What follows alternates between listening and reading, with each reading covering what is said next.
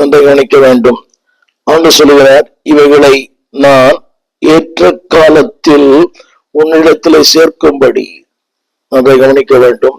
ஏற்ற காலத்திலே நான் உன்னிடத்திலே சேர்க்கும்படி அவர் சொல்லுகிறார், உங்கள் தேசத்தில் முன்மாரியும் பின்மாரியும் பெய்ய பண்ணுவேன். இது ஆவிக்குரிய அர்த்தத்தில் கூட எடுத்துக்கொள்ளலாம். முன்மாரியும் பின்மாரியும் உங்கள் தேசத்திலே நான் பெய்ய பண்ணுவேன்.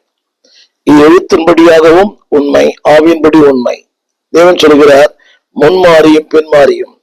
ஏன் இன்றைக்கு நம்முடைய தேசத்திலே செழிப்பு இல்லை? ஏன் இன்றைக்கு நம்ம தேசத்துல ஒரு பசுமை இல்லை? ஏன் நம்முடைய தேசத்துல இன்றைக்கு தேவனுடைய வாக்குத்தத்தம் நிறைவேறவில்லை? அந்த வார்த்தை சொல்லுகிறது, நீ கீழ்ப்படிந்தால்.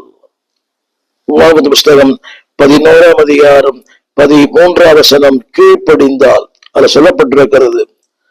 12ஆம் வசனத்தில் கூட அது உங்களுக்கு வைக்கப்பட்டிருக்கிறது. It is set for you.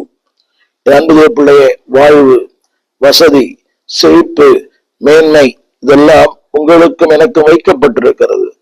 இன்னைக்கு பிரச்சனை என்னவென்றால், அதை நாம் பெற்றுக்கொள்ள கூடாதபடிக்கு நம்முடைய வாழ்க்கையில கீழ்ப்படியாமை, தேவனுக்கு எதிரான காரியங்கள், தேவன் விரும்பாத காரியங்கள், தேவன் அருவருக்கிற காரியங்களை நாம் செய்கிற காரணத்தினாலே நாம் சொன்ன 3 காரியங்கள், பலன் இல்லை, தானியம் பலன், திராட்சை ரசம் மகிழ்ச்சி இல்லை, எண்ணெய் அங்கே வல்லமை இல்லை.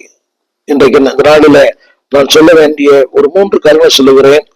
ஆண்டவர் நம்முடைய தேசத்திலே ஒரு முன்மாரியும் பின்மாரியும் அவர் பெய்ய பண்ண விரும்புகிறார். அது சொல்லப்பட்டிருக்கிறது, நான் பெய்ய பண்ணுவேன். அது நிச்சயத்தின் வார்த்தை, உறுதியான வார்த்தை, நம்பத்தகுந்த வார்த்தை, நம்பக்கூடிய வார்த்தை. சொல்லுகிறார், நான் அதை பெய்ய பண்ணுவேன். அப்படியானால் அது பெய்யக்கூடாதபடிக்கு வாழ்க்கை இருக்கிற தடைகள் என்ன? ஒரு 3 தடைகள் சொல்ல விரும்புகிறேன். நம்பர் 1, லேவியராகமத்தின் புஸ்தகம் 26ஆம் அதிகாரம் 1ஆம் வசனம். லேவியராகமம் 26:1. அந்த வார்த்தை இப்படி சொல்லுகிறது, நீங்கள் உங்களுக்கு விக்கிரங்களையும் சுரூபங்களையும் உண்டாக்காமலும் உங்களுக்கு சிலையை நிறுத்தாமலும் சித்திரம் தீர்த்த கல்லை நமஸ்கரிக்கும் பொருட்டு உங்கள் தேசத்தில் வைக்காமலும் இருப்பீரானால், அந்த சொல்லப்பட்ட அத்தனை வாசைகளும் அப்படி செய்தால், வேதம் சொல்லுகிறது, நீங்கள் ஆசரித்தால் பயபக்தியா இருப்பீரானால், திரும்ப சொல்லப்பட்டிருக்கிற அங்கே அந்த ஏற்ற காலத்துல மழையை பெய்ய பண்ணுவேன். நன்றை கவனிக்க வேண்டும்.